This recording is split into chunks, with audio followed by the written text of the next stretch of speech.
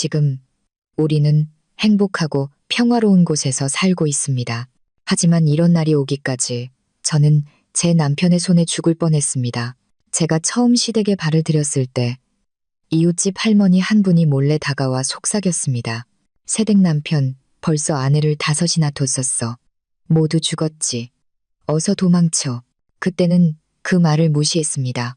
하지만 그날 밤 제가 두려워하던 일이 현실이 되었습니다. 저는 목숨을 잃을 뻔했지만 할머니의 경고 덕분에 살아남을 수 있었습니다. 그 순간 저는 세상에서 가장 행복한 여자라고 느꼈습니다. 서울 강남의 가장 화려한 호텔 연회장 안에서 저는 정교하게 수놓인 백색 한복 드레스를 입고 있었습니다. 제 손은 사랑하는 남자 강지훈의 손에 굳게 잡혀 있었죠. 그는 제가 온 마음을 다해 사랑하고 전적으로 신뢰하는 남자였습니다. 천장에서는 눈부신 크리스탈 샹들리에가 내려와 제 한복과 지훈의 환한 미소를 비추었습니다. 나의 지훈. 그는 정말 완벽했습니다. 키가 크고 잘생겼으며 언제나 차분하고 신사적이었죠. 그는 무역회사의 이사로 똑똑하고 성공한 모든 여성의 꿈과 같은 남자였습니다. 주변에서는 잔잔한 클래식 음악이 흐르고 축배를 드는 유리잔 소리와 친구, 가족들의 끊임없는 축하 인사가 이어졌습니다. 부모님은 주빈석에 앉아 계셨고 세월의 흔적이 엿보이는 얼굴에는 행복을 감추지 못하셨습니다. 그분들의 행복한 모습을 보니 제 마음속에도 특별한 감정이 퍼져나갔습니다. 저는 이서연. 언제나 부모님의 보살핌과 사랑을 독차지한 외동딸이었습니다. 제가 지훈을 소개했을 때 부모님은 무척 기뻐하셨습니다. 지훈의 외모와 말솜씨만 봐도 그가 얼마나 품이 있는 사람인지, 딸을 맡길 만한 사람인지 알 수 있다고 하셨죠. 그리고 사랑에 눈이 멀었던 저 또한 그 말을 믿었습니다. 파티 내내 지훈은 제 손을 꼭 잡고 있었지만 그의 눈빛은 언제나 사랑으로 가득 차 있었습니다. 그는 세심했습니다. 제 접시에 갈비찜을 덜어주고 입가에 묻은 립스틱을 부드럽게 닦아주었죠. 그의 모든 행동 하나하나가 저를 보석처럼 소중하고 귀하게 여기는 느낌을 주었습니다. 저는 행복에 겨워 하늘을 나는 기분이었고 제 인생이 동화 속 왕자님과 공주님처럼 새로운 장을 열 것이라 믿었습니다. 이 모든 일이 벌어지는 동안 시어머니인 박 여사님이 다가왔습니다. 그녀는 고풍스러운 버건디 색상의 한복을 입고 진주 목걸이를 하고 있어 우아함이 돋보였습니다. 그녀는 제 손을 잡고 손등을 쓰다듬으며 다정한 목소리로 말했습니다. 서연아, 이제 우리 가족이 되었구나. 부디 지훈이와 함께 오래오래 행복하게 살렴. 저는 기쁨에 겨워 눈물을 글썽이며 재빨리 대답했습니다. 감사합니다, 어머님. 좋은 며느리가 되도록 노력할게요. 그녀는 미소 지었지만 그 미소는 눈까지 닿지 않았습니다. 그녀의 시선은 무언가 이상한 듯 날카롭게 저를 꿰뚫어 보았습니다. 그리고는 아무도 듣지 못하게 하려는 듯 제게 속삭였습니다. 네가 6번째란다. 앞선 5 며느리들보다 이 집에서 더 오래 머물길 바라나. 그 애들은 운이 없어서 행복을 오래 누리지 못했거든. 그녀의 말에 찬물을 끼얹은 듯한 충격과 함께 불길한 예감이 저를 덮쳤습니다. 5명의 아내, 지훈이 전에 결혼한 적이 있었나? 그는 제게 그런 말을 한 적이 없었습니다. 어쩌면 사촌 이야기일까? 하지만 시어머니의 말투는 왜 그렇게 기이할까요? 제가 대답하려던 찰나 지훈이 돌아보며 제 허리를 감싸 안았습니다. 어머니, 제 아내를 겁주지 마세요. 이미 오래전에 끝난 일들을 왜 다시 꺼내십니까? 그는 웃었습니다. 그의 미소는 여전히 따뜻했지만 어머니를 바라보는 그의 눈에서 무언가 이상한 기운을 감지했습니다. 박 여사도 미소 지으며 말했습니다. 알겠다. 그저 이 아이에게 조언을 해주고 있었을 뿐이란다. 그녀는 다시 다른 손님들과 대화를 나누러 돌아갔습니다. 분위기는 다시 즐거워졌지만 제 마음속에는 눈에 들어간 모래알처럼 불안감이 남았습니다. 저는 그것을 떨쳐내려 했으며 제가 너무 예민한 탓이라고 스스로를 타일렀습니다. 오늘은 제 인생에서 가장 중요한 날이었고 쓸데없는 생각으로 망치고 싶지 않았습니다. 저는 지훈을 바라보았습니다. 그는 여전히 그 자리에 서서 저를 보며 미소 짓고 있었고 저는 제 완벽한 남편과 곧 시작될 꿈 같은 결혼 생활을 믿기로 했습니다. 우리의 고급 웨딩카는 강남을 떠났습니다. 저는 도심의 고급 오피스텔로 갈 것이라 생각했지만 차는 경기도의 한적한 외딴 곳으로 향하고 있었습니다. 도시에서 멀어질수록 길은 점점 더 어두워졌습니다. 도시의 불빛은 서서히 사라지고 길가의 울창한 소나무들과 어둠이 그 자리를 대신했습니다. 차는 오랫동안 관리되지 않은 듯한 넓은 정원 안에 낡은 2층짜리 저택 앞에 멈춰 섰습니다. 철제 대문은 녹슬었고 담벼락에는 이끼가 끼어 있었습니다. 이 모든 낡은 풍경은 우리의 화려했던 결혼식이나 지훈의 모습과는 극명한 대조를 이루었습니다. 제가 놀란 것을 본 지훈은 미소를 지으며 설명했습니다. 여긴 우리 가족의 본가야. 어머니께서 이곳의 조용한 분위기를 좋아하시거든. 나중에는 서울에 있는 우리 오피스텔로 이사할 거지만 오늘 밤은 어머니를 기쁘게 해드리기 위해 여기서 머물자. 그의 설명은 합리적이었고 저는 더 이상 의심하지 않았습니다. 그와 함께라면 어디든 상관없었으니까요. 안으로 들어서자 집은 훨씬 더 어두웠습니다. 가구는 짙은 색의 목재로 만들어졌고 두꺼운 커튼이 거의 모든 창문을 가리고 있었습니다. 집 전체에서는 기이한 곰팡이 냄새가 났습니다. 박 여사님은 이미 도착해 거실의 안락의자에 앉아 우리를 기다리고 있었습니다. 우리를 보자 그녀는 자리에서 일어나 서둘러 말했습니다. 오는 길에 피곤했지? 어서 위층에 가서 쉬렴. 서연이를 위해 생강차를 준비했단다. 마시면 기운이 날 거야. 지훈은 어머니에게서 쟁반을 받아들고 저를 2층 방으로 안내했습니다. 우리의 신혼방은 소박하게 꾸며져 있었습니다. 커다란 침대와 몇 가지 가구가 전부였죠. 지훈은 제게 음료를 건네며 다정한 눈빛으로 말했습니다. 이거 마시고 힘내. 난 어머니와 잠시 이야기하고 바로 올라올게. 저는 고개를 끄덕이고 컵을 받았습니다. 하지만 컵에 입술을 대는 순간 생강향과는 다른 이상한 냄새가 났습니다. 자세히 보니 컵바닥에는 녹지 않은 흰가루가 보였습니다. 뱀처럼 스멀스멀 불길한 예감이 저를 덮쳤습니다. 나중에 알게 된 사실이지만 그 가루는 지훈의 연구실에 있던 화학약품과 동일한 성분의 강력한 수면제였습니다. 저는 지훈에게 생강차를 마시기 전에 샤워부터 하겠다고 말했습니다. 그는 의심하지 않았습니다. 욕실에 있는 동안 아래층에서 그들의 대화 소리가 들려왔습니다. 문이 제대로 닫히지 않았고 나무 계단은 조용한 밤에 모든 소리를 증폭시키는 것 같았습니다. 저는 문에 귀를 대고 엿들으려고 애썼습니다. 지훈과 그의 어머니의 목소리였습니다. 그애 마셨니? 박 여사의 목소리는 차가웠습니다. 주긴 했는데 샤워부터 하겠다고 하네요. 곧 마시겠죠. 걱정 마세요. 어머니, 약효가 빨라요. 30분만 지나면 죽은 듯이 잠들어서 무슨 일이 일어나는지 전혀 모를 겁니다. 좋아. 모든 게 계획대로 되어야 해. 생명보험 계약서에 서명만 하면 돼. 우린 적절한 때를 기다리기만 하면 된다. 아깝긴 하네요. 예쁘고 착한 아이인데. 그런데 왜 그렇게 미나를 닮았을까요? 알아, 어머니. 걱정 마세요. 6번째니 이제 저도 경험이 많습니다. 실수는 없을 거예요. 내일 아침이면 모두가 그저 사고였다고 생각하게 될 겁니다.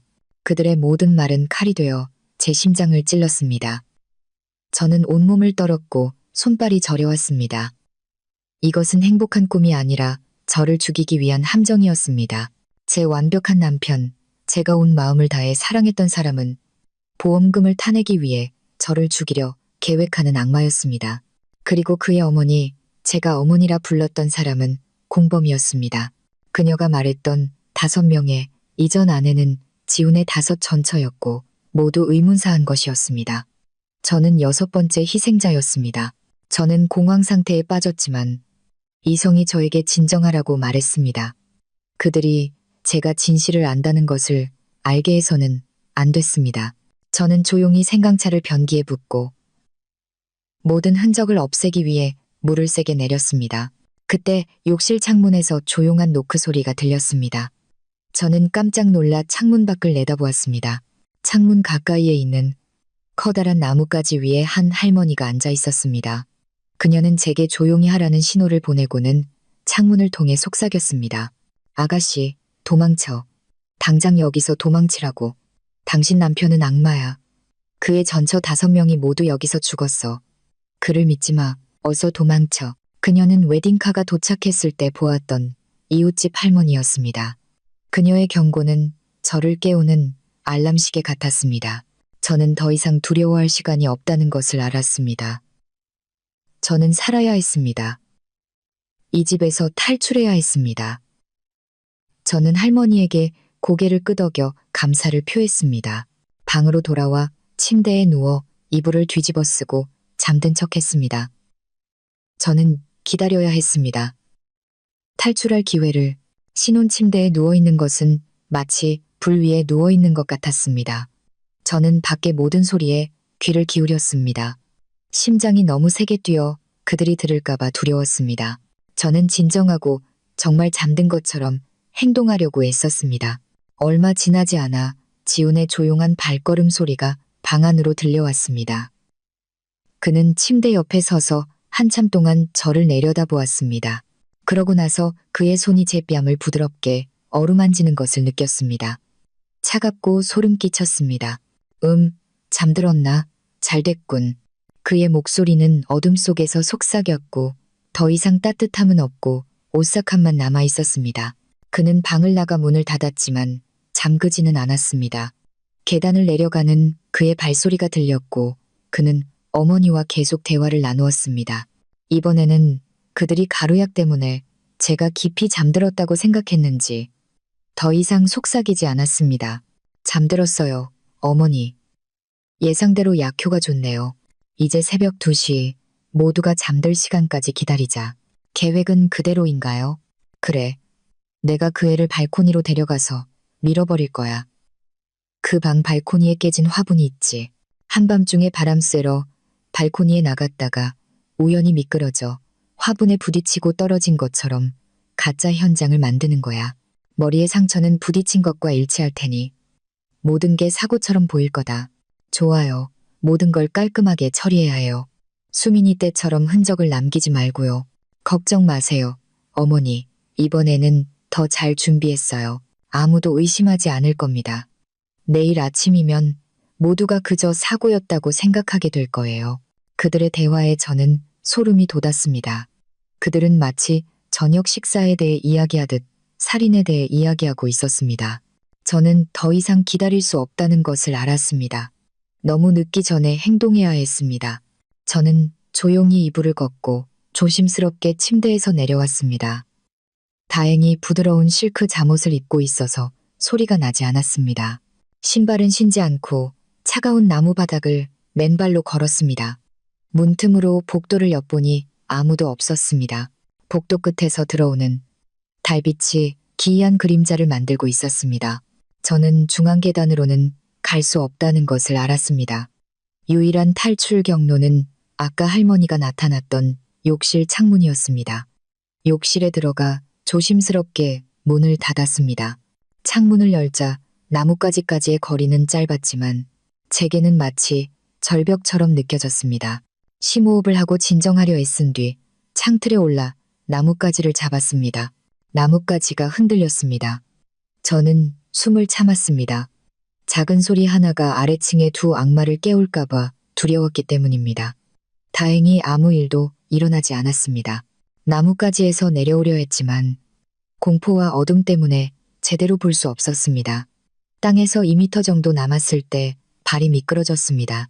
저는 떨어졌고 무릎이 정원의 돌에 부딪혔습니다. 극심한 고통에 비명을 지를 뻔했지만 재빨리 입을 막았습니다.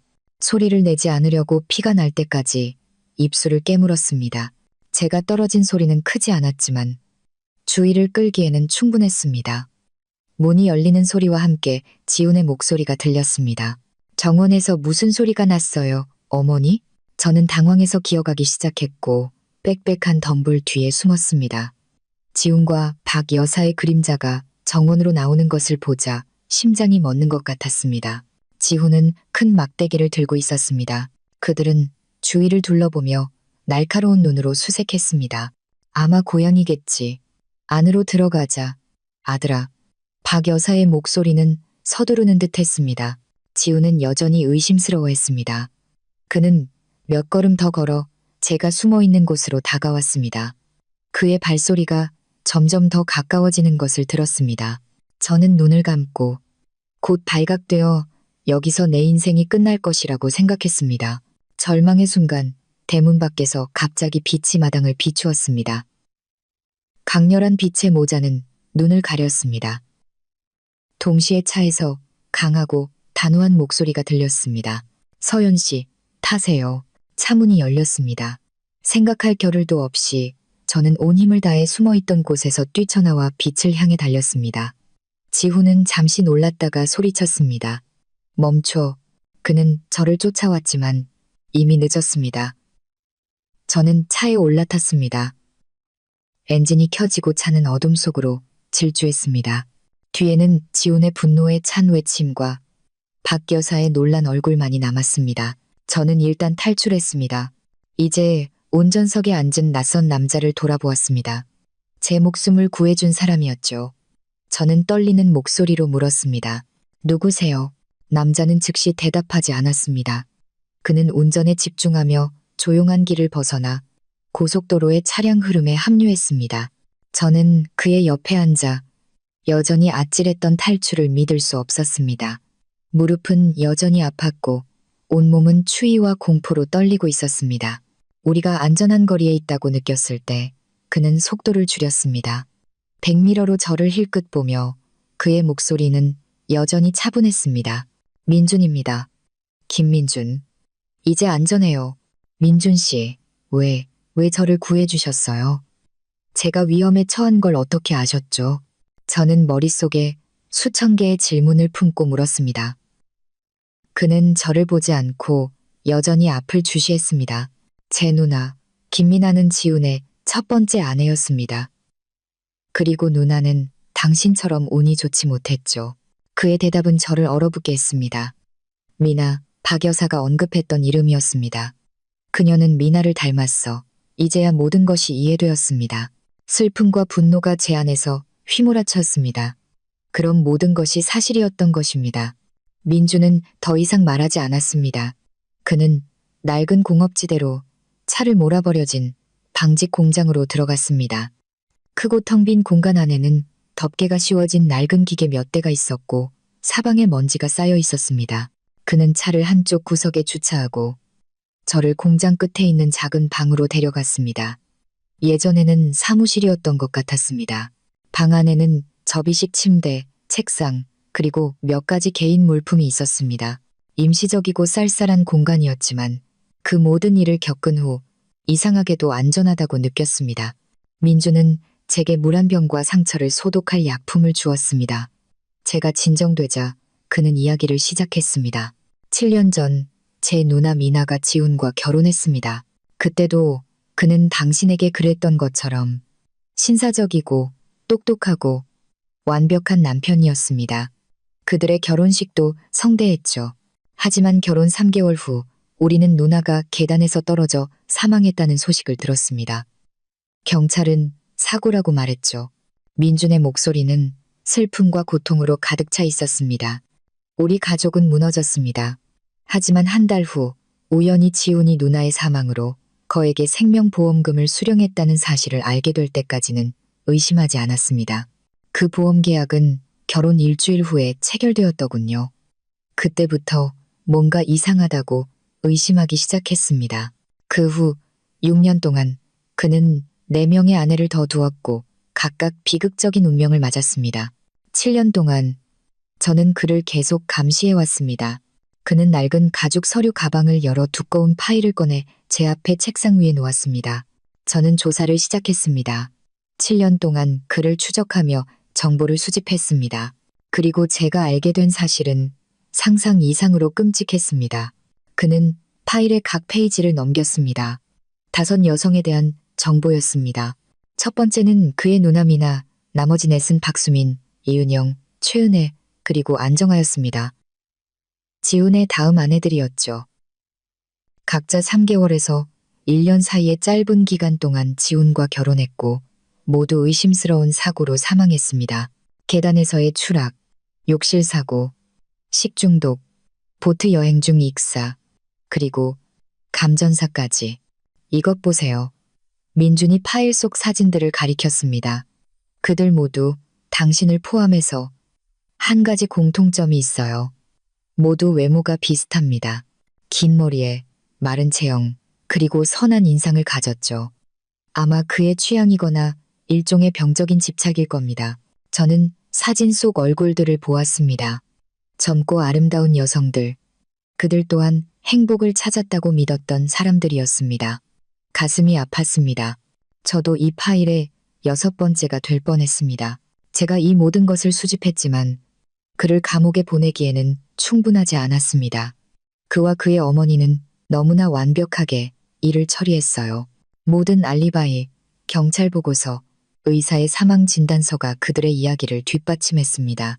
그들은 경찰부터 의사까지 강력한 네트워크를 가지고 자신들의 범죄를 덮었습니다. 여러 번 사건을 폭로하려 했지만 번번이 실패했습니다. 그들은 너무나 강력하고 교묘했어요. 그는 제 눈을 똑바로 쳐다보며 단호하게 말했습니다. 하지만 이제 당신이 있습니다. 그곳에서 살아남은 유일한 사람, 당신은 살아있는 증인입니다. 당신의 등장은 이 모든 것을 무너뜨릴 열쇠입니다. 서연 씨, 이게 당신에게 너무 힘든 일이라는 걸 알지만 당신의 도움이 필요합니다. 우리는 힘을 합쳐 그들의 범죄를 폭로하고 제 누나와 다른 4명의 여성을 위한 정의를 찾아야 합니다.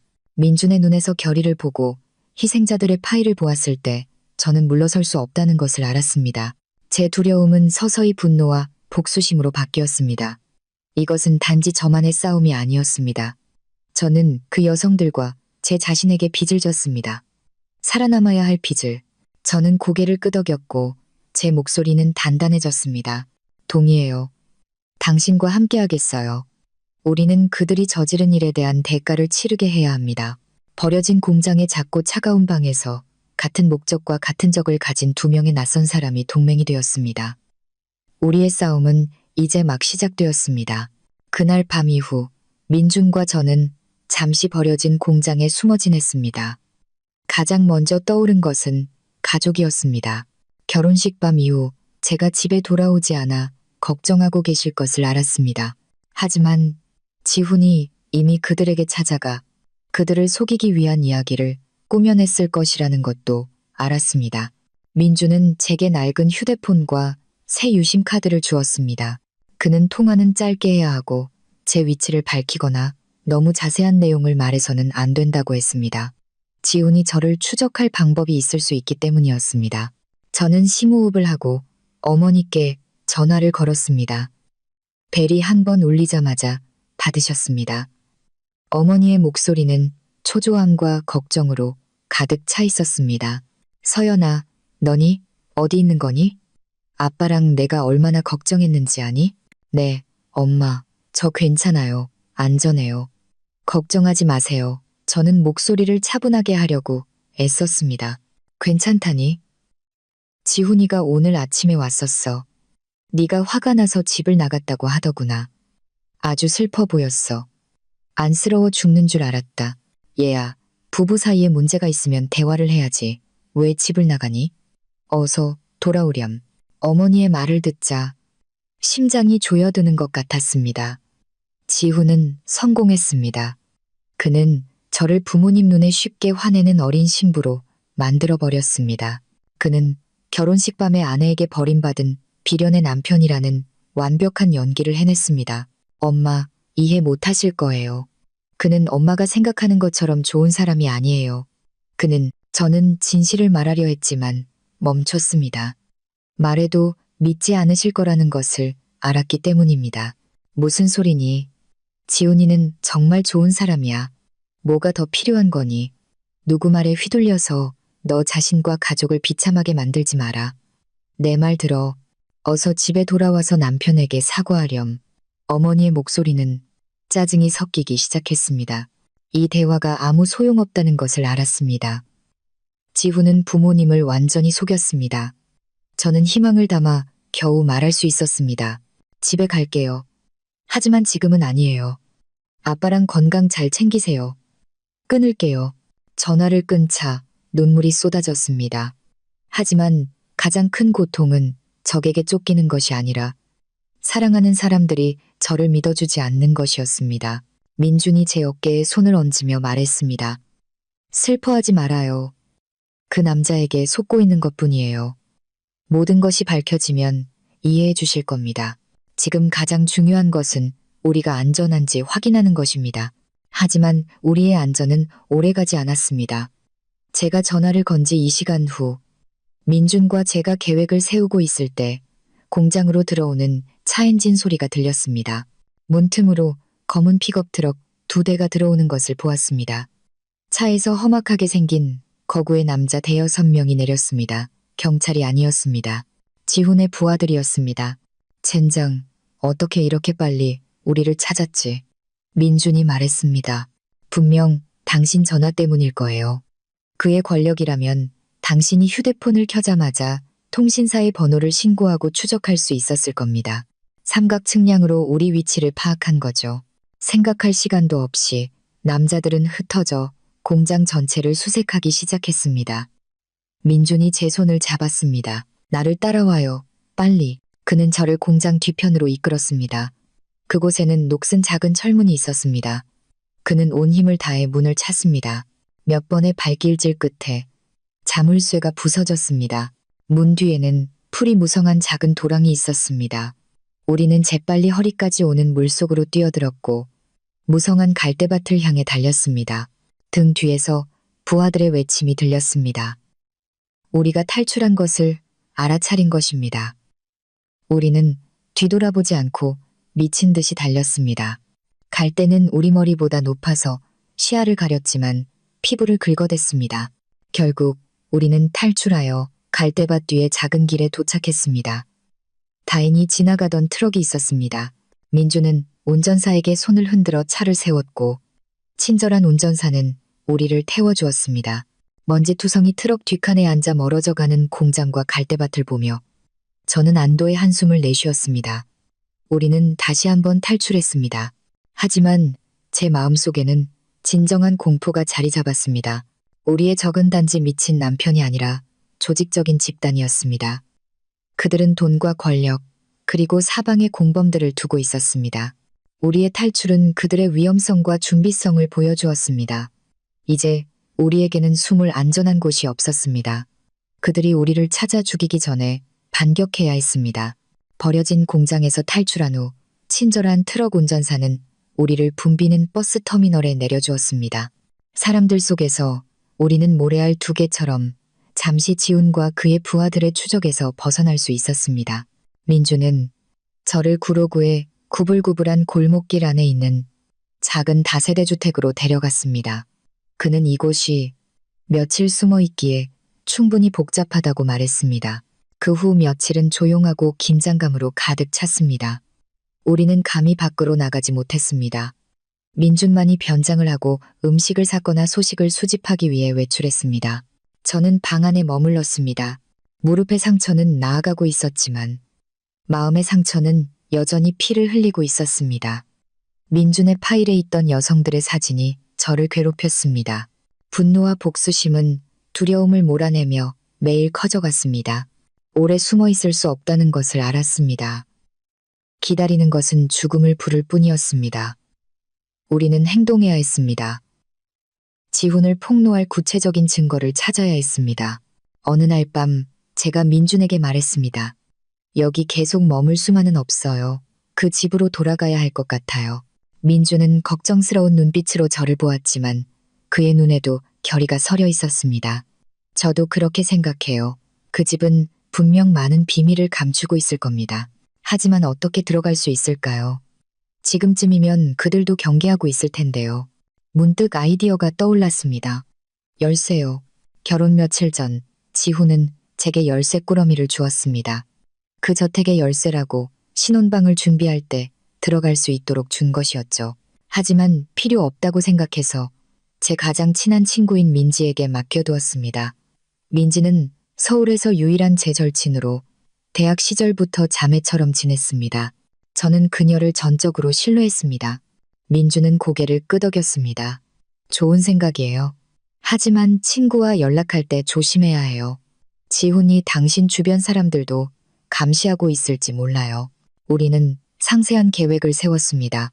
저는 민준의 낡은 휴대폰에 새 유심을 끼워 민지에게 전화했습니다. 직접 전화하지 않고 먼저 그녀의 어머니께 전화를 걸어 안부를 묻는 옛 동창인 척했습니다. 몇 마디 나눈 후 민지와 개인적으로 통화할 수 있도록 허락을 구했습니다. 서연아, 너니? 어디 있는 거야? 요즘 며칠 동안 걱정했어. 지훈 씨가 와서 너랑 연락했는지 물어보더라. 정말 비참해 보였어. 민지의 목소리는 걱정으로 가득 차 있었습니다. 저는 목소리를 차분하게 유지하려고 애썼습니다. 괜찮아.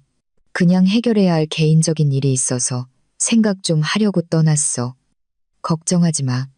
그런데 부탁할 게 있는데 내가 너한테 줬던 열쇠 아직 가지고 있니? 응, 가지고 있어. 필요해? 민지야, 그걸 강남에 있는 커피숍으로 가져다 줄 수 있을까? 내 지인이 가서 받을 거야. 그냥 그 사람에게 주기만 해. 저는 민지를 위험에 빠뜨릴까봐 직접 만날 용기가 나지 않았습니다. 민준이 열쇠를 받으러 갈 것이었습니다. 하지만 전화를 끊고 나니 또다시 사랑하는 사람에게 거짓말을 해야 한다는 사실에 마음이 무거웠습니다. 모든 것은 순조롭게 진행되었습니다. 민준은 민지에게서 열쇠를 받았습니다. 다음 단계는 행동할 적절한 시기를 선택하는 것이었습니다. 민준은 감시를 통해 박 여사의 습관을 알고 있다고 말했습니다. 매주 목요일 오후 그녀는 강남의 고급 스파에 가서 미용 관리를 받으며 최소 3시간을 보냈습니다. 지우는 성공적인 이사 역할을 수행하기 위해 분명 사무실에 있을 것이었습니다. 이것이 우리의 기회였습니다. 목요일 오후 민준과 저는 행동할 준비를 마쳤습니다. 우리는 파란색 유니폼을 입은 전기회사 직원으로 변장했습니다. 얼굴을 가리기 위해 챙이 넓은 모자도 썼습니다. 민준은 또한 시 전기회사 로고가 붙은 도구 상자를 준비했습니다. 만약 문 앞에서 경비원에게 질문을 받더라도 합리적인 위장 수단이 될 수 있도록 진짜처럼 보였습니다. 우리는 민준이 준비한 낡은 오토바이를 타고 저택으로 향했습니다. 익숙한 대문 앞에서 심장이 세차게 뛰었습니다. 끔찍했던 결혼식 밤의 기억이 되살아났습니다. 하지만 이번에는 저는 더 이상 순진하고 겁에 질린 신부가 아니었습니다. 저는 정의를 찾기 위해 이곳으로 돌아왔습니다. 민준은 격려의 의미로 제 손을 잡았습니다. 그리고 초인종을 눌렀습니다. 오랫동안 기다려도 아무도 나오지 않자 그는 자신있게 열쇠를 꺼내 대문을 열었습니다. 우리는 오토바이를 마당으로 가져가 수리를 위해 부름받은 진짜 전기 기술자처럼 자연스럽게 행동했습니다. 정문도 쉽게 열렸습니다. 우리는 사자의 굴 안으로 들어갔습니다. 집안의 분위기는 기억 속처럼 여전히 어둡고 차가웠습니다.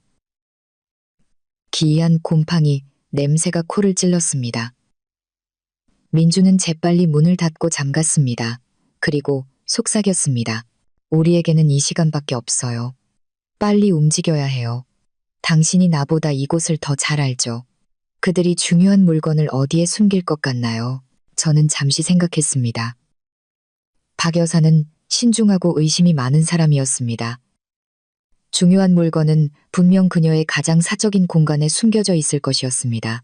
아마도 그녀의 침실에, 박 여사의 침실은 2층, 제 신혼방 맞은편에 있었습니다. 우리는 조용히 나무 계단을 올랐고 발걸음마다 조용한 공간에 으스스한 소리를 냈습니다. 저는 숨을 참았습니다. 집에 아직 누가 있을까봐 두려웠기 때문입니다. 다행히 아무도 없었습니다. 박 여사의 침실은 컸고 짙은 마호가니 목재각으로 꾸며진 고전적인 스타일이었습니다. 모든 것이 너무나 깔끔하고 정돈되어 있어 오히려 차갑게 느껴졌습니다. 민주는 옷장과 화장대를 뒤지기 시작했고 저는 침대 밑과 작은 수납장들을 살펴보았습니다. 거의 30분 동안 수색했지만 의심스러운 것을 찾지 못해 초조해지기 시작했습니다. 그때 갑자기 제 눈이 방구석에 있는 커다란 나무 수납장에 멎었습니다. 평범해 보였지만 서랍 뒤쪽을 조심스럽게 두드려 보니 이상한 소리가 들렸습니다. 다른 서랍들보다 더 깊은 소리였습니다. 민준 씨, 이리 와보세요. 제가 그를 불렀습니다. 민준이 와서 그것을 살펴보았습니다. 그는 작은 칼을 사용하여 서랍 안의 나무 한 감을 제거했습니다. 제 예상이 맞았습니다. 그 아래에는 비밀 공간이 있었고 그 안에는 자물쇠가 달린 철제 상자가 있었습니다. 이거야 틀림없어. 민준이 말했습니다. 그는 도구 상자에서 자물쇠를 따는 작은 도구 세트를 꺼냈습니다. 그의 손가락은 재빠르게 움직였고 5분도 채 되지 않아 딸깍하는 작은 소리와 함께 자물쇠가 열렸습니다. 민준이 상자를 열었을 때 제 심장은 세차게 뛰었습니다. 안에는 돈이나 금이 아니라 우리가 찾던 것이 있었습니다. 5개의 파일이 깔끔하게 쌓여 있었습니다. 각 파일은 생명보험 계약서 세트였고 각각 수십억 원에 달했습니다. 구매자는 강지훈, 수혜자는 박 여사였습니다. 희생자들의 이름은 김미나, 박수민, 이은영, 최은혜, 그리고 안정하였습니다. 저는 떨리는 손으로 파일 하나를 집어들었습니다. 모든 계약서에는 의심스러운 공통점이 있었습니다. 모두 결혼 며칠 후에 구매되었고 희생자들의 사망 시점은 계약이 효력을 발휘하는 시점과 가까웠습니다. 이것은 우연일 수 없었습니다. 이것은 치밀하고 잔인한 살인 계획의 증거였습니다. 전부 사진으로 찍어둡시다. 민준이 말했습니다. 그의 목소리도 감정에 겨워 떨리고 있었습니다. 그는 휴대폰을 꺼내 계약서의 모든 페이지를 조심스럽게 촬영했습니다. 우리가 바쁘게 움직이는 동안 갑자기 아래층에서 문이 열리는 소리가 들렸습니다. 그리고 한 여성의 날카로운 목소리가 들렸습니다. 왜 이렇게 일찍 돌아오셨어요? 어머님. 지훈 오빠는 아직 안 왔나요? 그 뒤로 박 여사의 차가운 목소리가 이어졌습니다. 몸이 좋지 않아서 일찍 돌아왔다. 그리고 유라 너는 이 시간에 왜 여기 있는 거니? 민준과 저는 서로를 쳐다보았고 얼굴이 창백해졌습니다. 박 여사와 유라가 예상보다 일찍 돌아온 것이었습니다. 우리는 갇혔습니다. 그들의 발소리가 계단에서 들려오기 시작했습니다. 아래로 내려갈 길이 없었습니다. 민준 씨, 이리 들어와요. 빨리. 민준이 저를 끌어당겨 커다란 나무 옷장 안으로 우리 둘을 밀어 넣었습니다. 그는 조심스럽게 문을 닫고 우리가 밖을 볼 수 있도록 작은 틈을 남겼습니다. 틈새를 통해 박 여사와 유라의 그림자가 방으로 들어오는 것을 보았습니다. 제 심장은 가슴 밖으로 튀어나올 것 같았습니다. 작고 어두운 옷장 공간에 웅크리고 앉아 저는 거의 숨을 쉬지 못했습니다. 오래된 조명 냄새가 저를 불편하게 했지만 감히 움직일 수 없었습니다. 민주는 제 옆에 앉아 숨을 죽이고 있었고 최악의 상황에 대비해 큰 드라이버를 쥐고 있었습니다. 옷장 틈새로 우리는 박 여사와 그녀의 정부인 유라의 대화를 들었습니다. 요 며칠 그 아이에 대한 소식은 아직 없나? 유라가 안락 의자에 앉으며 지루함과 즐거움이 섞인 목소리로 말했습니다. 박 여사는 차를 따르며 천천히 대답했습니다. 한 번은 도망쳤지만 2번째는 못할 거다. 지훈이가 사람을 풀어 찾고 있으니 조만간 잡히겠지. 작은 계집애 하나가 뭘 할 수 있겠어. 그녀가 바보같이 굴었던 게 잘못이지. 이전 애들처럼 순순히 따랐으면 모든 게 끝났을 텐데. 유라가 얼굴을 찌푸렸습니다. 하지만 어머님, 모든 게 끝나면 약속 잊지 마세요. 그 왕비 자리는 제 거예요. 박 여사는 차를 마시고 컵을 테이블에 세게 내려놓았습니다. 그녀의 눈은 칼처럼 날카롭게 유라를 쏘아보았습니다. 내일이나 제대로 해. 너무 요구하지 말고. 지훈이는 말이 너무 많은 여자를 싫어한다는 걸 명심해. 네가 서연이를 대체할 수 있다면 다른 누군가도 너를 대체할 수 있어. 네가 특별하다고 생각하지 마라. 박 여사의 말에 유라는 얼어붙었습니다. 그녀의 아름다운 얼굴은 창백해졌고 더 이상 감히 말을 잇지 못하고 속삭였습니다. 네, 알겠습니다. 그들의 대화는 우리에게 더 많은 정보를 주었습니다. 유라는 단순한 정부가 아니라 모든 계획을 아는 공범이었습니다. 그녀는 탐욕스럽고 어리석었으며 모자에게 통제당하고 위협받는 것처럼 보였습니다. 그러다 박 여사가 일어나 우리가 숨어있는 나무 옷장으로 걸어왔습니다. 심장이 멎었습니다. 그녀가 옷장에 무언가를 넣으려는 걸까요? 저는 눈을 감고 발각될 준비를 했습니다. 하지만 아니었습니다. 그녀는 의자에 걸쳐있던 쇼를 집어들고 유라에게 말했습니다. 나는 잠시 쉬러 내려갈 테니 이 방을 청소해 놓아라. 그리고 그녀는 방을 나갔고 유라 혼자 남았습니다. 이것이 우리의 기회일 수 있었습니다. 하지만 그녀는 여전히 방 안을 돌아다니며 청소하고 있었습니다. 지금 나갈 수는 없었습니다. 시간은 무겁게 흘러갔고 매 순간이 고문이었습니다. 문득 저는 이 방에 개인 욕실이 있고 그 욕실에는 집 뒤편 정원 위 지붕으로 통하는 작은 창문이 있다는 것을 기억해냈습니다. 그것이 유일한 탈출구였습니다. 저는 민준의 손을 살짝 건드려 욕실을 가리켰습니다. 그는 즉시 이해했습니다. 우리는 유라가 방을 나갈 때까지 단 한순간이라도 기다려야 했습니다. 그리고 기회는 왔습니다. 유라의 휴대폰이 울렸습니다. 지훈인 것 같았습니다. 그녀는 전화를 받으며 더 잘 통화하기 위해 복도로 나갔습니다. 가요. 민준이 속삭였습니다. 우리는 소리 없이 옷장에서 빠져나와 욕실로 들어갔습니다. 조심스럽게 문을 닫고 창문을 열었습니다. 낡은 기와 지붕이 바로 아래에 있었습니다. 여기서 땅까지는 3미터가 넘었습니다. 다른 방법은 없었습니다. 뛰어내려요. 민준이 말했습니다. 그가 먼저 뛰어내렸습니다. 그의 발밑에서 낡은 기와 몇 장이 부서지며 작은 소리를 냈습니다. 그는 저에게 서두르라고 신호했습니다.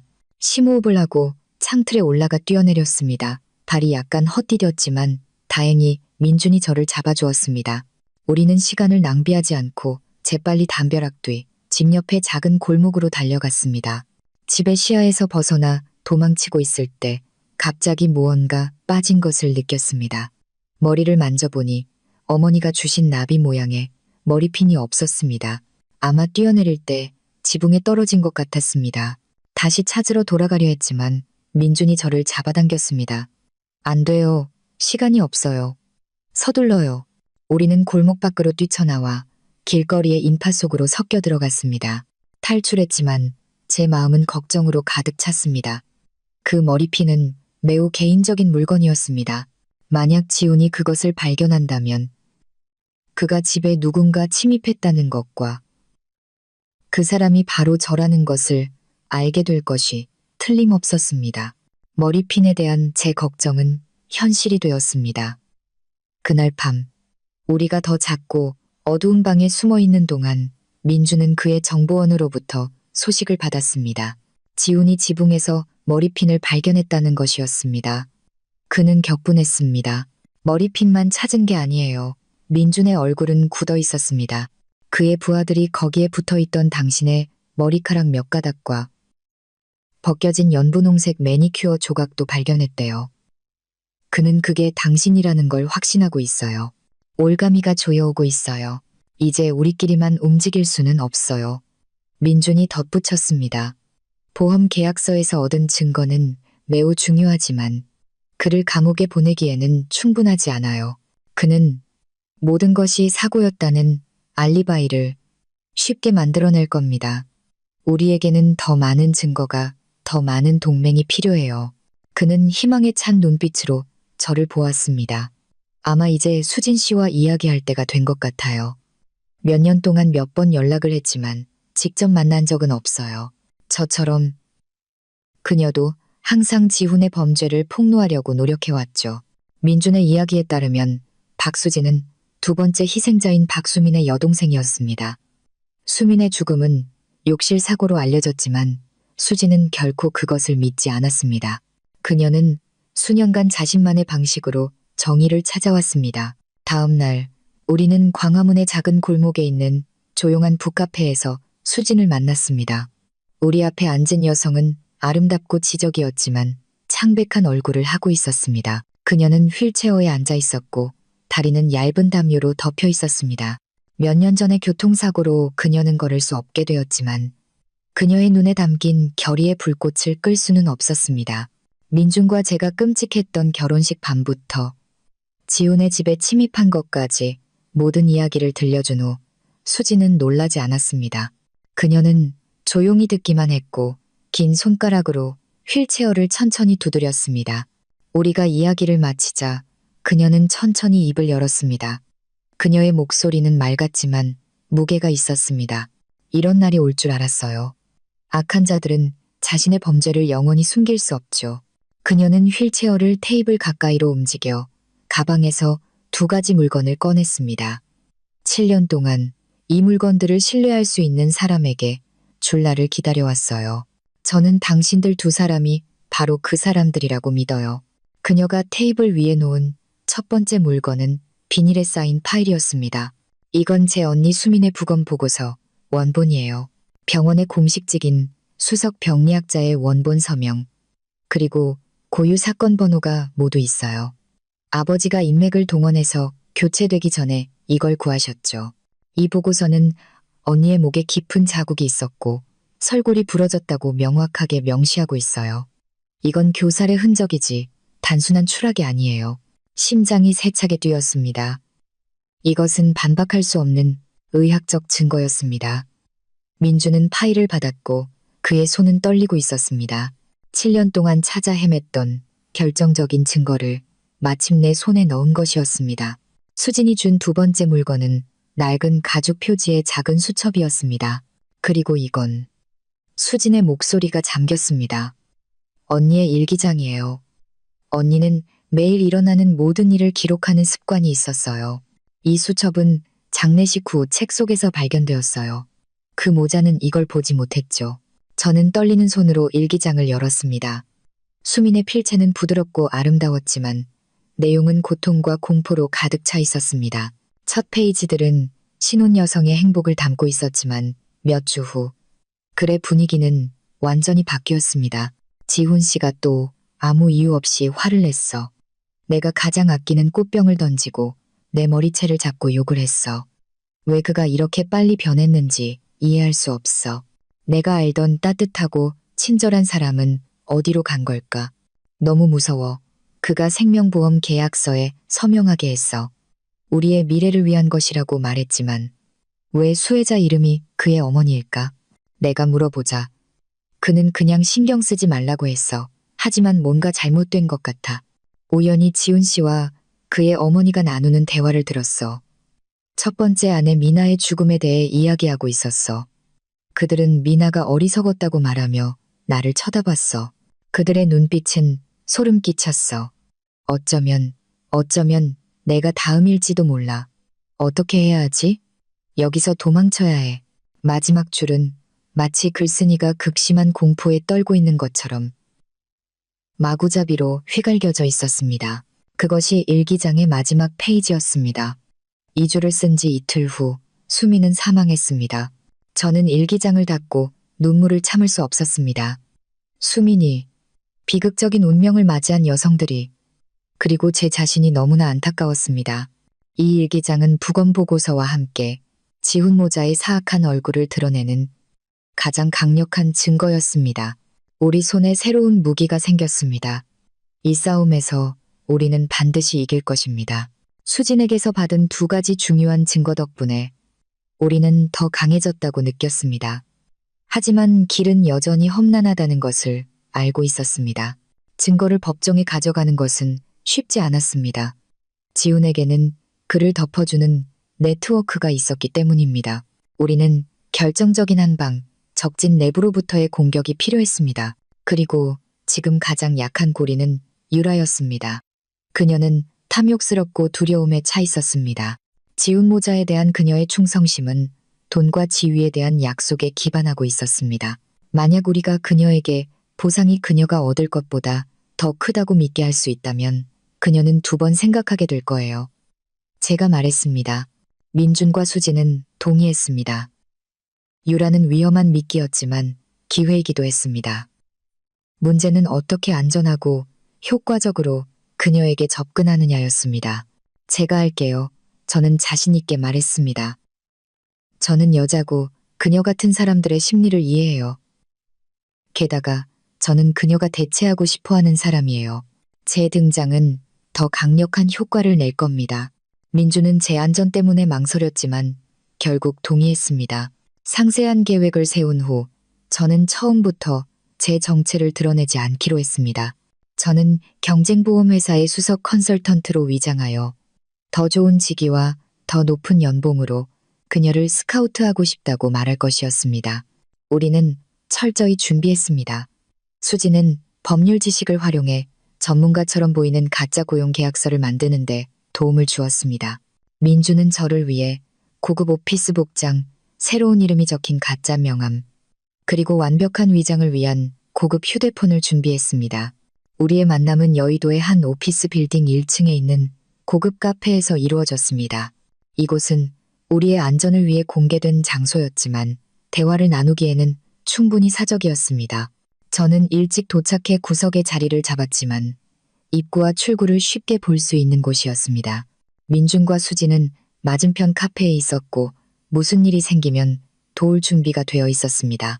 약속 시간에 맞춰 유라가 도착했습니다. 그녀는 비싼 옷을 입고 짙은 화장을 하여 성공의 정점에 있는 사람으로서의 자신감을 드러냈습니다. 그녀는 제 앞에 앉아 팔짱을 끼고 날카로운 시선으로 저를 쳐다보았습니다. 저는 전문적인 미소를 지으며 제 명함을 건넸습니다. 안녕하세요, 유라 씨. 저는 애널리사라고 합니다. 대형 국제보험회사의 수석 컨설턴트입니다. 이 만남을 위해 시간을 내주셔서 감사합니다. 유라는 명함을 보았고 그녀의 얼굴에는 약간의 오만함이 서려 있었습니다. 당신 같은 대기업에서 초대를 받다니 조금 놀랐네요. 하지만 저는 지금 제 일에 만족하고 있어요. 네, 이해합니다. 저는 고개를 끄덕였습니다. 하지만 우리는 당신의 재능이 더 나은 위치, 더 안정적인 미래를 누릴 자격이 있다고 믿습니다.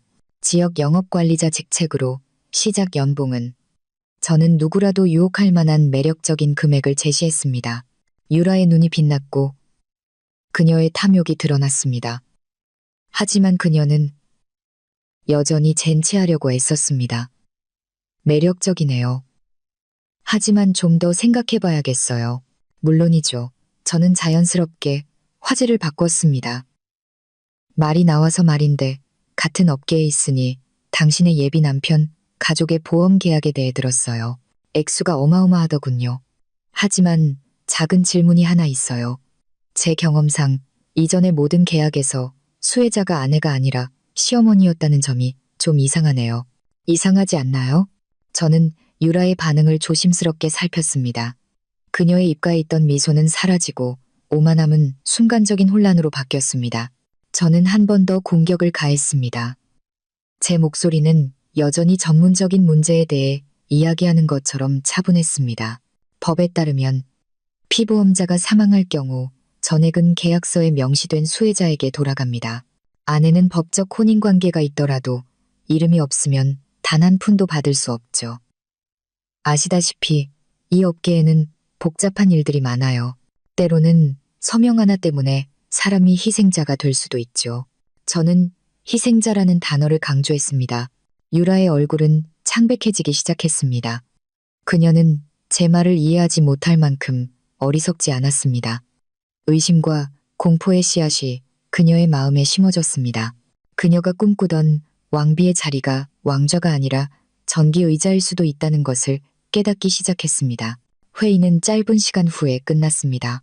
유라는 혼란스러운 마음으로 떠났고 그녀의 처음 자신감은 완전히 사라졌습니다. 우리는 물고기를 낚았다는 것을 알았습니다. 제 예상이 맞았습니다. 카페에서 만난 지 이틀 후 유라는 자발적으로 제게 연락해왔습니다. 하지만 이번에는 명함에 있던 가짜 번호를 사용하지 않고 제가 민지와 연락할 때 사용했던 민준의 실제 번호를 알아내려 했습니다. 이것은 그녀가 스스로 조사를 시작했다는 것을 보여주었습니다. 당신이지, 서연이? 전화기 너머 유라의 목소리는 떨리고 있었습니다. 평소의 가식은 사라졌습니다. 당신인 거 알아. 우리 둘이서만 얘기해야 해. 당신에게 줄 게 있어. 오늘 밤 8시에 청담동 아카샤 호텔 703호에서 만나. 혼자 와. 아카샤 호텔.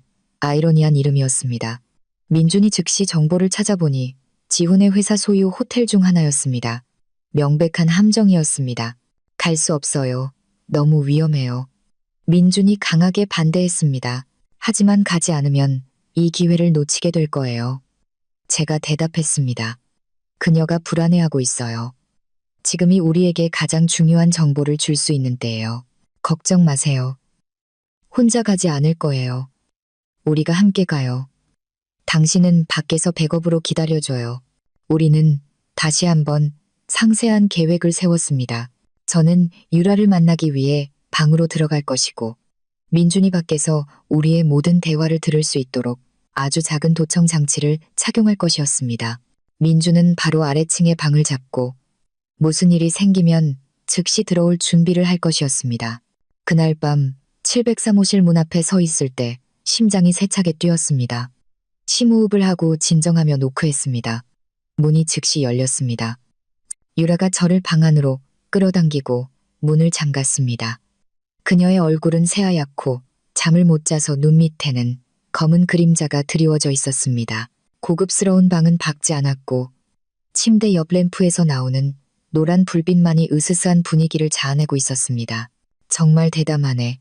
유라가 떨리는 목소리로 말했습니다.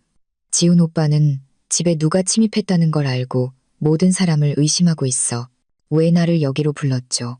저는 단도직입적으로 물었습니다. 유라는 즉시 대답하지 않았습니다. 그녀는 창가로 가서 아래에 붐비는 거리를 내려다보았습니다. 그리고 저를 돌아보았을 때 그녀의 눈은 분노와 공포로 복잡했습니다. 죽고 싶지 않아. 그 5 여자처럼 끝나고 싶지 않아. 그녀는 침대 위로 휴대폰 하나를 던졌습니다. 여기 당신이 필요한 게 있어. 이건 내가 지훈 오빠의 개인 사무실에서 몰래 찍은 사진들이야. 그는 그곳을 실험실이라고 부르지. 온갖 종류의 화학약품과 독극물이 있어. 특히 이 병, 그녀는 사진 하나를 가리켰습니다. 그가 3번째 희생자인 은영이를 독살할 때 사용했다고 말하는 걸 들었어. 저는 휴대폰을 집어들고 보았습니다. 정말로 다양한 종류의 병과 실험실 장비가 있는 비밀의 방사진들이었습니다. 그 방과 특정 희생자의 죽음 사이에 직접적인 연결은 이것을 매우 중요한 증거로 만들었습니다. 왜 나를 돕는 거죠? 저는 여전히 의심스러웠습니다.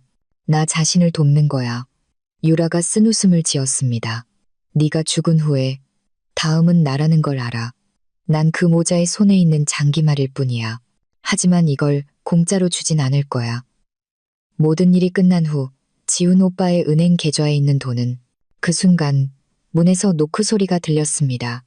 유라와 저는 깜짝 놀랐습니다. 누구야? 유라가 떨리는 목소리로 물었습니다. 나야. 문 열어. 유라. 지훈의 목소리였습니다. 그가 여기 온 것이었습니다. 유라가 저를 쳐다보았습니다. 그녀의 눈은 극심한 공포로 가득 차 있었습니다. 그녀가 속은 걸까요? 아니면 그녀가 저를 위해 함정을 판 걸까요? 생각할 시간이 없었습니다. 지훈은 문을 부수려고 하고 있었습니다. 지훈이 문을 부수는 동안 저는 벽에 있는 비상화재 경보기를 향해 재빨리 달려갔습니다. 유리를 깨고 경보기 버튼을 눌렀습니다. 즉시 전체 층의 화재 경보기가 시끄럽게 울리기 시작했습니다. 방문이 부서져 열리고 지훈이 들어왔습니다. 동시에 저는 작은 소화기를 집어들고 그의 얼굴에 흰 가루를 뿌리고는 짙은 연기를 내뿜으며 복도로 달려나갔습니다. 복도는 혼란에 빠졌습니다. 사람들이 비명을 지르고 시끄러운 경보기와 연기 감지기가 스프링클러 시스템을 작동시켰습니다. 저는 그 혼란을 틈타 비상구로 달려갔습니다. 등 뒤에서 그의 분노에 찬 외침이 들렸지만 인파와 물줄기가 제 흔적을 감추는데 도움이 되었습니다. 결국 저는 탈출했습니다. 저는 공황 상태로 비상 계단을 뛰어 내려왔습니다. 스프링클러 시스템에서 쏟아지는 물과 차가운 땀이 저를 흠뻑 적셨습니다. 민주는 호텔에서 2블록 떨어진 작은 골목, 예비 접선 장소에서 저를 기다리고 있었습니다. 제 모습을 보자 그는 더 이상 묻지 않았습니다. 재빨리 자신의 재킷을 벗어 제게 입혀주고 우리는 서둘러 그곳을 떠났습니다. 임시 숙소에 도착하여 아무도 따라오지 않는 것을 확인한 후 저는 703호실에서 일어난 모든 일을 이야기했습니다. 그리고 유라가 준 휴대폰을 민준에게 건넸습니다. 지훈의 실험실 사진, 특히 은영의 죽음과의 연관성은 중요한 연결고리가 되었습니다. 호텔에서 일어난 일은 지훈이 통제력을 잃기 시작했다는 것을 보여줘요. 민준이 말했습니다. 하지만 그건 우리가 더 위험해졌다는 뜻이기도 해요. 그의 네트워크는 너무나 방대해요. 우리에게는 더 많은 사람이 필요해요. 그는 오랫동안 침묵하다가 말했습니다. 아마 이제 최 기자님과 이야기할 때가 된 것 같아요. 최 기자는 용감하고 인맥이 넓은 탐사보도 기자였습니다. 더 가슴 아픈 것은 그의 여동생 은혜가 지훈의 희생자 중 한 명, 보트 여행 중 익사로 사망한 네 번째 아내였다는 것입니다. 최 기자와의 만남은 그의 사무실에서 이루어졌습니다. 그는 40대 남성으로 말랐고 안경 너머의 눈은 항상 피곤해 보였지만 매우 날카로웠습니다. 그는 우리의 이야기를 귀에 깊게 들었습니다. 제가 잔인한 계획들을 이야기할 때 그는 주먹을 꽉 쥐었습니다. 우리가 수집한 증거들을 보았을 때 그의 눈은 빛났습니다. 폭발적이군. 그는 손으로 책상을 쳤습니다. 저는 은혜의 죽음을 의심해왔습니다. 제 동생은 수영을 아주 잘했어요. 아무 이유 없이 죽을 리가 없었죠. 하지만 그 당시 모든 경찰 보고서, 모든 증인 진술이 제게 불리했습니다.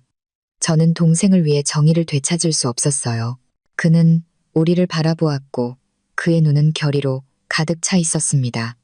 이제는 다릅니다. 당신들 두 사람이 있고 이 증거들이 있어요. 우리는 그들을 이길 수 있습니다. 저도 함께 하겠습니다. 그렇게 우리 그룹에 새로운 멤버가 생겼습니다. 우리는 함께 앉아 모든 정보를 종합했습니다. 최 기자는 그의 조사 경험을 바탕으로 중요한 점을 강조했습니다. 이것은 한두 사람의 범죄가 아니라 전체 시스템, 살인 체인입니다. 지훈을 이기려면 이 연결고리들을 끊어야 합니다. 하지만 그것들을 끊으려면 돈의 흐름에 대한 증거가 필요해요. 민준이 덧붙였습니다. 지훈이 그 모든 사람들을 뇌물로 매수했다는 증거 말입니다. 그건 쉽지 않을 겁니다. 최 기자가 말했습니다. 하지만 저에게는 아주 뛰어난 화이트의 해커인 사이버 보안 전문가 친구가 있습니다. 그가 지훈의 회사 컴퓨터 시스템에 침투하는 것을 도와줄 수 있을 겁니다. 그날 밤 사무실 뒤편의 작은 방에서 우리는 지훈의 회사 내부 시스템에 대한 공격을 감행했습니다. 몇 시간의 작업 끝에 컴퓨터 전문가는 마침내 방화벽을 뚫었고 우리가 발견한 것은 상상을 초월했습니다. 암호화된 폴더 안에서 우리는 5 희생자의 모든 가짜 의료 기록을 찾았습니다. 더 중요한 것은 몇몇 의사와 경찰에게 뇌물을 준 전신 송금 증거를 찾았다는 것입니다. 그리고 가장 소름 끼치는 것은 보험금의 흔적을 찾았다는 것입니다. 수십억 원이 입금된 후 즉시 다른 계좌들로 옮겨졌고 결국 해외로 보내졌습니다. 정교하고 잔인한 범죄 네트워크의 실체가 완전히 드러났습니다. 결정적인 증거를 손에 쥔 우리는 승리가 눈앞에 있다고 생각했습니다. 최 기자는 즉시 상세한 탐사보도 기사를 작성했고 대중에게 큰 파장을 일으키기 위해 공개할 준비를 했습니다. 우리는 또한 우리가 신뢰하는 고위 경찰 간부에게 보낼 전체 파일을 준비했습니다. 하지만 적이 한 발 빨랐습니다. 보고서가 공개되기 전날 최 기자는 심각한 교통사고를 당했습니다. 트럭이 그의 차를 들이받고 달아났습니다. 다행히 다리가 부러졌을 뿐 상태가 심각하지는 않았지만 병원에 머물기에는 충분했습니다. 우리는 이것이 경고라는 것을 알았습니다. 동시에 우리가 보낸 파일은 조용한 듯 보였습니다. 모든 문이 닫히는 것 같았습니다. 지훈의 네트워크는 너무나 크고 견고했습니다. 우리는 외부로부터의 공격이 효과가 없다는 것을 깨달았습니다. 절망으로 가득 찬 나날 속에서 대담하고 미친 아이디어가 제 머릿속에 떠올랐습니다. 만약 내가 거기로 돌아간다면 어떨까요? 제가 조용히 말했습니다. 미쳤어요? 민준이 강하게 반대했습니다. 거기로 돌아가는 건 자살 행위나 마찬가지예요. 그곳이 바로 사자의 굴이기 때문이에요. 우리는 들어가야 해요. 제가 결의에 차서 대답했습니다. 외부에서 공격하려는 모든 계획은 실패했어요. 이제 유일한 방법은 내부에서 공격하는 거예요. 제가 항복하는 척 할게요. 그에게 용서를 빌게요. 그의 오만함 때문에 그는 믿을지도 몰라요. 논쟁은 오랫동안 계속되었지만 결국 그들도 받아들여야 했습니다. 민주는 아주 작은 도청장치와 GPS 추적기를 구했습니다. 하나는 옷깃 핀 뒤에 부착되었고 정교한 추적기는 제가 항상 손에 끼고 있던 결혼 반지 안에 부착되었습니다. 이 반지가 항상 당신의 위치를 알려줄 거예요. 민준이 말했습니다. 무슨 일이 있어도 절대로 빼지 마세요. 제가 항상 당신 가까이에 있겠다고 약속해요. 저는 거울 속에 제 자신을 보았습니다. 제 얼굴은 초췌했고 옷은 낡고 지저분했습니다. 연기는 준비되었습니다. 심호흡을 하고 저는 혼자 차를 몰아 도시 외곽의 저택으로 향했습니다. 사자의 굴로 돌아가는 것이었습니다. 익숙한 대문 앞에 서서 저는 초인종을 눌렀습니다. 손에 땀이 찼습니다. 새로운 가정부가 나와 문을 열어주었습니다. 그녀가 보고한 후 박 여사가 나왔습니다. 그녀의 얼굴은 차가웠지만 눈에는 승리감이 서려 있었습니다. 저는 제 연기를 시작했습니다. 그녀의 발 앞에 무릎을 꿇고 크게 울었습니다. 어머님, 용서해 주세요. 제가 잘못했어요. 사람들에게 속아서 그런 짓을 했어요. 제게 살 기회를 주세요. 제 연기는 효과가 있는 듯 보였습니다. 지훈이 위층에서 내려왔습니다. 그의 얼굴은 약간 놀란 듯했고 이내 소름 끼치는 미소로 바뀌었습니다. 그가 제 턱을 들어 올렸습니다. 돌아왔군. 도망친 줄 알았는데. 그래. 바깥 세상이 무서웠나 보지? 용서해 주세요. 용서해 주세요. 저는 계속 울었습니다. 저는 어리석었어요. 그냥 당신과 함께 있고 싶을 뿐이에요. 그는 큰 소리로 웃었습니다. 소름 끼치는 웃음이었습니다. 좋아. 뉘우치고 있다면 기회를 주지. 하지만 지금부터는 순종해야 할 거다. 그렇게 저는 용서받은 죄인으로서 머물게 되었습니다. 그 후 며칠 동안 저는 엄격한 감시 아래 살았고 비판과 조롱을 견뎌야 했습니다. 하지만 저는 입술을 깨물고 모든 것을 참았습니다. 아무도 보지 않는 시간을 이용해 집의 중요한 장소에 몰래 도청 장치를 설치했습니다. 그들의 모든 대화는 민준에게 직접 전송되어야 했습니다. 오디오 녹음을 통해 우리는 지훈이 유라에게 짜증을 내기 시작했고 저를 처리한 후에 그녀도 죽일 계획이라는 것을 알게 되었습니다. 저는 유라에게 알려야 한다는 것을 알았습니다. 저는 그녀에게 접근하려 했고 몰래 그녀의 가방에 작은 쪽지를 넣었습니다. 비밀 회동을 정했죠. 유라는 약속 장소에 나타났습니다. 그녀의 얼굴은 당황스러웠고 죽음에 대한 공포가 모든 것을 압도하고 있었습니다. 그녀는 떨면서 작은 USB를 제게 건넸습니다. 이게 내가 당신에게 줄 수 있는 마지막이야. 지훈이 병리학자에게 안드레아의 부검 보고서를 조작하라고 지시하는 대화 녹음이야. 5번째 희생자지. 이걸 주고 나면 난 여기서 멀리 떠날 거야. 저는 USB를 받고 기뻤습니다. 하지만 제 행복은 오래가지 않았습니다. 제가 민준이 숨어있는 방으로 돌아왔을 때 뭔가 잘못되었다는 것을 느꼈습니다. 방문은 부서져 있었고 안에 물건들은 어질러져 있었으며 민준은 사라졌습니다. 책상 위에는 마른 핏자국이 있었습니다. 동시에 모르는 번호로부터 문자 메시지를 받았습니다. 그를 구하고 싶으면 혼자 안산에 버려진 창고로 와. 심장이 멎었습니다. 우리의 계획은 발각되었고 민준은 그들의 손에 떨어졌습니다. 휴대폰 화면의 차가운 문자 메시지는 머리를 망치로 맞는 것 같았습니다. 안산에 버려진 창고. 명백한 함정이었습니다. 하지만 지훈은 제가 민준을 버릴 수 없다는 것을 알고 있었습니다. 저는 당황했지만 무너질 수 없다는 것을 알았습니다. 그를 구해야 했습니다. 하지만 혼자 그곳에 가는 것은 자살 행위나 마찬가지였습니다. 지금 제 머릿속에는 단 하나의 이름만이 남아 있었습니다. 유라. 저는 유라에게 전화를 걸었습니다. 그녀는 당황한 목소리로 전화를 받았습니다. 왜 아직도 나한테 전화하는 거야? 필요한 건 줬잖아.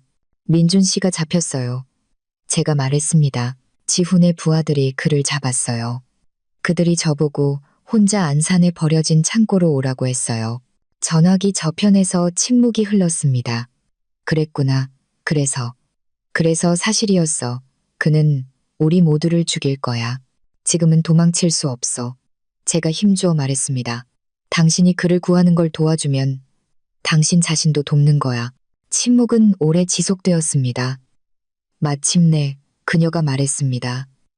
그녀의 목소리는 단호했습니다. 주소가 어디야? 우리 어떻게 할 거지? 서로 다른 편에 섰던 두 여자가 함께 서도록 강요받았습니다. 우리는 재빨리 만나 대담한 구출 계획을 세웠습니다. 그날 밤 우리는 창고 근처로 차를 몰았습니다. 유라가 먼저 차를 몰고 외진 구석에 멈춰 차가 고장 난 척했습니다.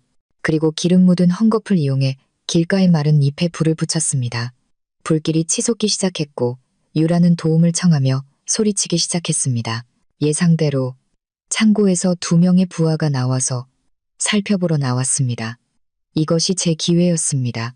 저는 그들의 방심을 틈타 뒤쪽 담장의 구멍을 통해 몰래 창고 안으로 들어갔습니다.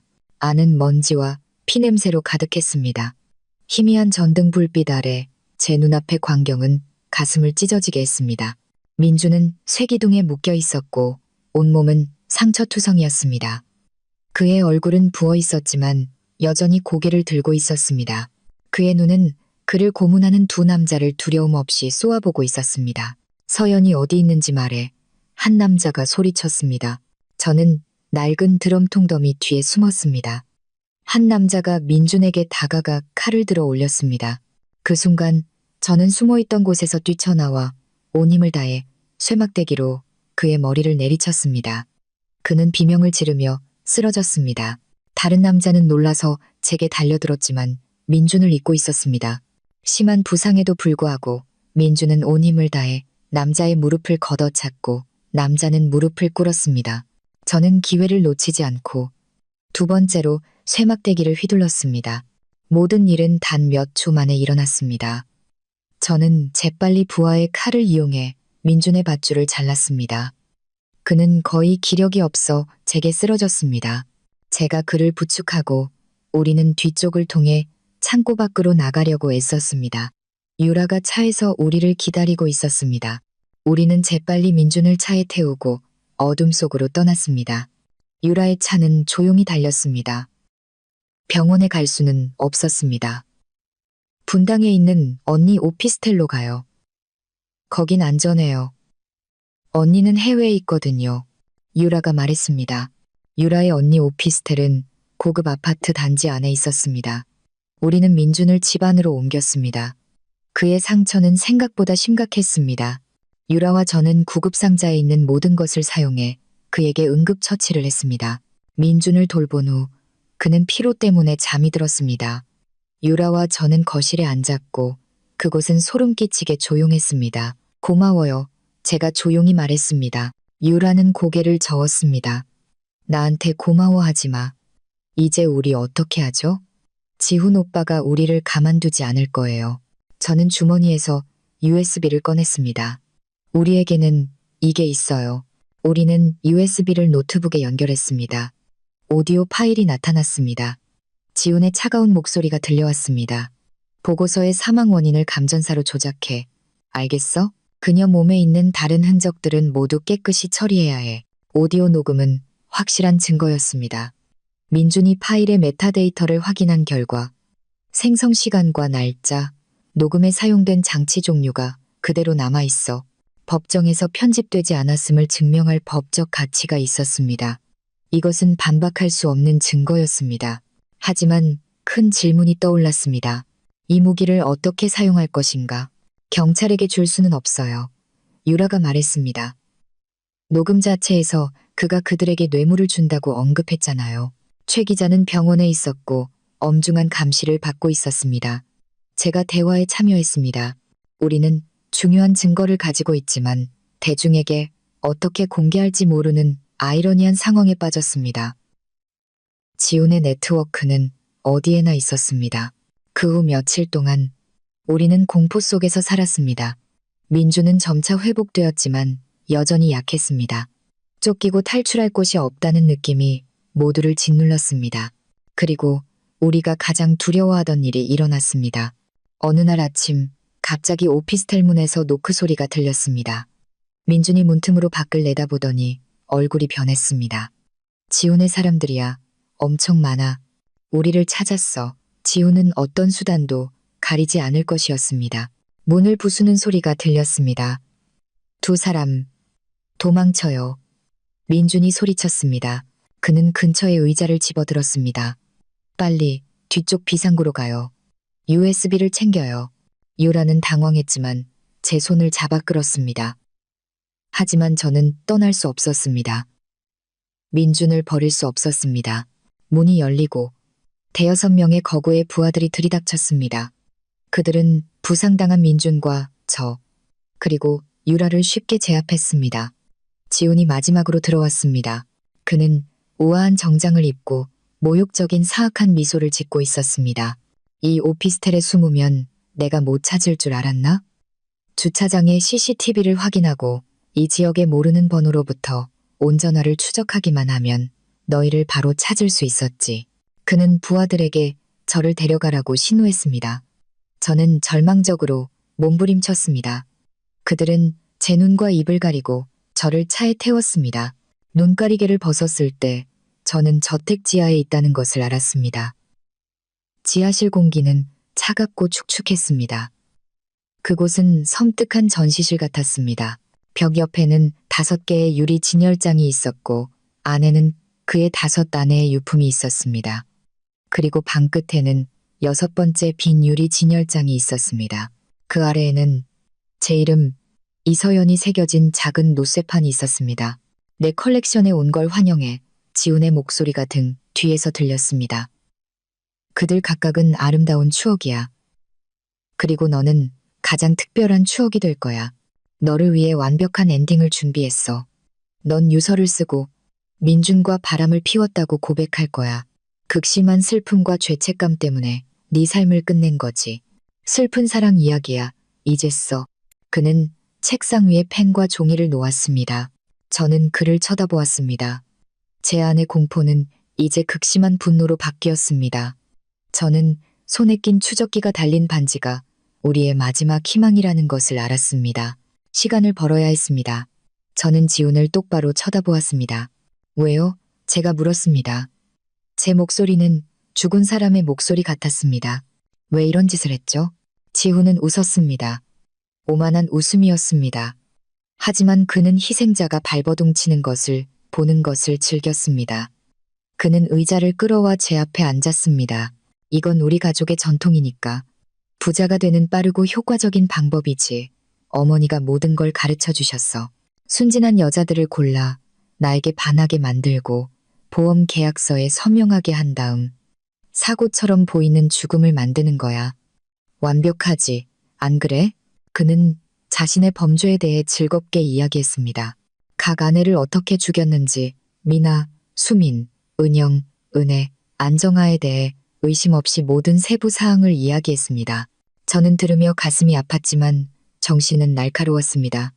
저는 그가 더 많이 말하도록 유도했습니다. 그는 제 옷에 있는 아주 작은 도청장치가 그의 모든 자백을 녹음하고 있다는 것을 몰랐습니다. 밖에서는 구출 작전이 진행 중이었습니다. 오피스텔의 혼란 속에서 유라는 기회를 틈타방으로 달려가 문을 잠갔습니다.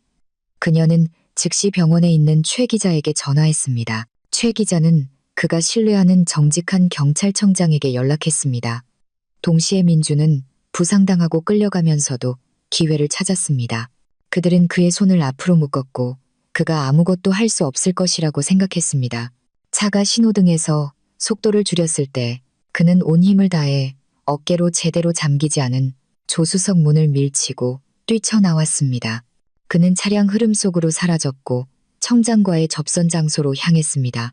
상황이 위급하다. 청장이 말했습니다. 인질의 생명을 보호하기 위해 긴급 진입을 허가하는 구두 명령을 내린다. 보고서는 나중에 서명하겠다. 제 반지에서 나오는 GPS 신호가 그들을 저택으로 인도했습니다. 다시 지하실로 돌아와 지훈은 인내심을 잃었습니다. 충분해. 이제 써. 그는 제 손에 펜을 쥐어주었습니다. 그 순간 위층에서 큰 소리가 들렸습니다. 지하실 문이 부서졌습니다. 손전등의 강렬한 빛이 안을 비추었고 큰 외침과 함께 경찰이다. 모두 멈춰. 민준이 부상당했지만 10명의 무장경찰과 휠체어를 탄 최 기자와 함께 들어왔습니다. 지훈은 놀라서 미친 듯이 저를 잡았습니다. 그는 깨진 유리 조각을 제 목에 대고 인질로 삼았습니다. 모두 물러서. 그러지 않으면 이 여자를 죽이겠다. 그가 소리쳤습니다. 하지만 그의 게임은 끝났습니다. 경찰들 뒤에서 유라가 두려움 없는 얼굴로 나타났습니다. 끝났어, 지훈. 그녀는 수첩 하나를 보여주었습니다. 이건 당신의 살인일지야. 여기에는 상세한 계획과 각 범죄 후의 감정이 적혀 있어. 당신이 이 지하실에서 한 모든 자백은 특수장치를 통해 녹음되었다. 청장이 힘주어 말했습니다. 경찰의 바디캠도 당신이 인지를 잡는 것을 녹화했다. 더 이상 빠져나갈 곳은 없다. 그의 마지막 광란의 순간에 그는 저를 해치려 했습니다. 하지만 민준이 달려들었습니다. 한 발의 총성이 울렸습니다. 경찰의 총알이 지훈의 손을 맞췄고 그는 저를 놓쳤습니다. 그는 바닥에 쓰러졌고 차가운 수갑이 그의 손에 채워졌습니다. 마침내 정의가 도래했습니다. 여섯 신부 사건은 전국을 충격에 빠뜨렸습니다. 최 기자의 보도와 대중의 강력한 압력으로 공개 재판이 열렸습니다. 그날 법정은 사람들로 가득 찼습니다. 지훈과 박 여사는 증인석으로 끌려 나왔습니다. 부패한 의사, 경찰부터 보험 설계사까지 그들의 전체 범죄 네트워크가 하나씩 이름을 불렸습니다. 재판은 여러 날 동안 계속되었습니다. 판사는 절차 기록, 증거물 봉인 기록, 개봉 및 데이터 추출 기록, 그리고 지하실에서 증거를 수색하고 확보한 기록을 읽기 시작했습니다. 보험 계약서, 원본 부검 보고서, 수민의 일기, 화학실험실 사진, 병리학자, 뇌물 오디오 녹음, 그리고 지훈의 자백 오디오 녹음까지 모든 반박할 수 없는 증거가 공개되었습니다. 5 희생자의 가족들이 차례로 증언대에 섰습니다. 그들의 울음소리가 법정에 울려 퍼져 모두를 울게 했습니다. 다음으로 아직 상처가 완전히 아물지 않은 민준이 법정 앞에 서서 누나를 위한 정의를 찾기 위한 7년간의 여정을 상세히 이야기했습니다. 그리고 제 차례가 되어 증인석에 섰습니다. 저는 제 인생을 망친 남자를 마주했습니다. 저는 차분하게 모든 이야기를 했습니다. 제 이야기는 마지막 고발, 여성의 목소리였습니다. 반박할 수 없는 증거와 증언들 앞에서 박 여사는 완전히 무너졌습니다.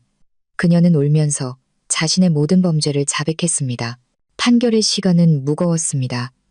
판사가 돌아왔을 때 법정 전체는 조용했습니다. 조직적 살인, 사기, 그리고 수많은 다른 범죄에 대한 최종 판결이 선고되었습니다. 지훈은 사형을, 박 여사는 무기징역을 선고받았습니다. 다른 공범들도 마땅한 처벌을 받았습니다. 정의는 실현되었습니다. 판사의 의사봉이 울렸을 때 법정 전체는 환호로 터져 나왔습니다. 정의의 빛이 마침내 오랫동안 우리를 덮고 있던 범죄의 어둠을 걷어내고 빛났습니다. 재판 6개월 후 지훈의 사형이 집행되었습니다. 그의 죽음은 오랜 악몽을 끝냈고 5 여성의 영혼과 우리 같은 살아남은 자들에게 진정한 평화를 가져다 주었습니다. 불법적으로 취득한 지훈의 재산이 몰수된 후 우리는 희생자 가족들과 함께 며느리 보호재단이라는 자선재단을 설립하기로 결정했습니다. 이 재단은 가정폭력과 사기, 결혼의 피해자인 여성들에게 법률 지원, 심리 상담, 그리고 안전한 쉼터를 제공하는 데 사용됩니다.